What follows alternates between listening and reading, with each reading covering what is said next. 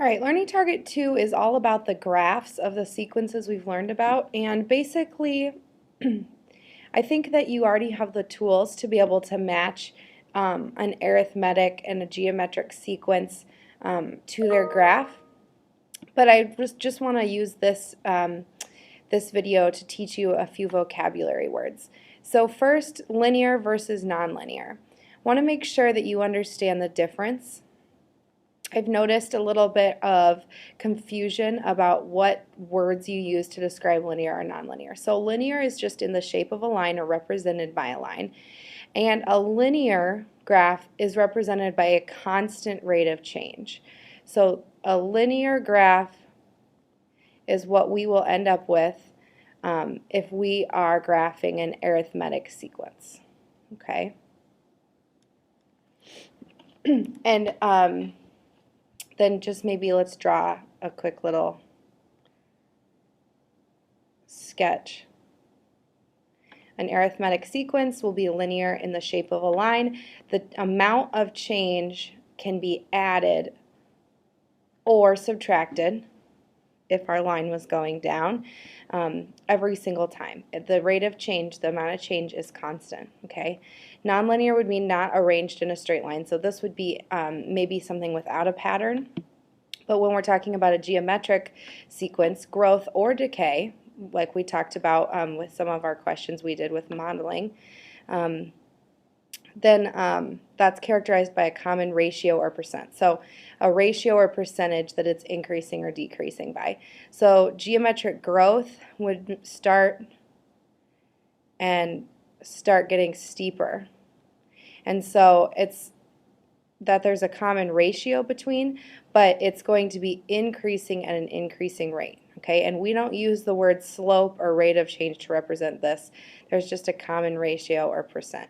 So geometric growth, so a geometric sequence that's growing would look something like that, and a geometric sequence that's decaying would look something like this. It might start off steep and then it'll level out. Okay?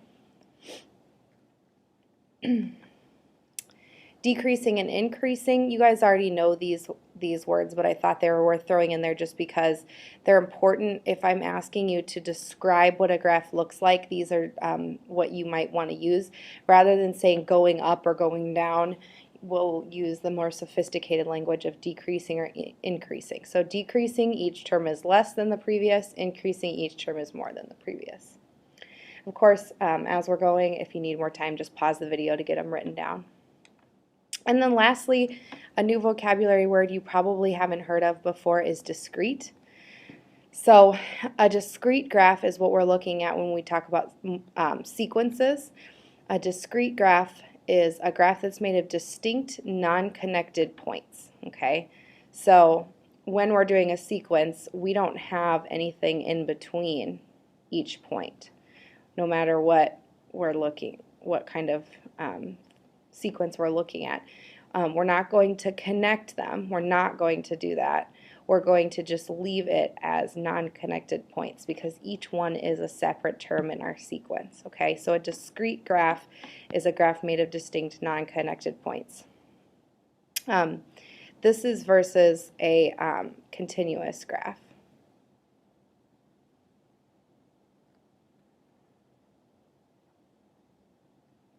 Okay, a continuous graph would be one that is actually connected between all of it.